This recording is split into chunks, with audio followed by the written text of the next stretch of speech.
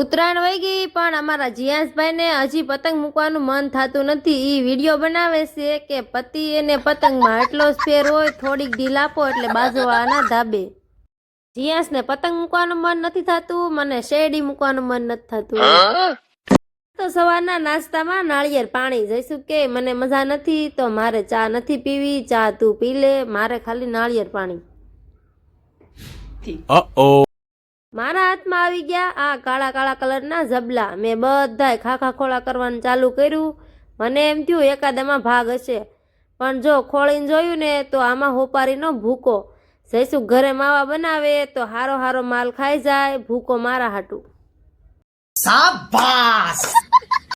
ભૂકાને તો કઈ ખાવાનો છે નહીં, ખવાહે થોડો અને કચરામાં પડતા પડતાની સાથે જો અહીંયા પાર્ટી, બીજું તો કાંઈ છે નહીં, ખાલી સેવ. પાર્ટી પૂરી અને મારી ચાલુ. હાલો આવી જાવ, તમને કોઈને ખાવસા ભાવે કે નહીં? મને તો આવું બધું બહુ મજા આવ્યા કરે. આ તો વૈભવ આવ્યો, હાલ્યો. ધરાણા ન હોય ને તો થોડાક પાતરા ખાલ્યો. પાતરા મને ભાવતા નથી, મેં પુડલા બનાવવાનું ચાલુ કર્યું. આજે તો મને એવું જ લાગે છે કે આજનો દિવસ મારા માટે ખાવા હાટું હોઈ ગયો. જો હવારનું ખા ખા કરું છું.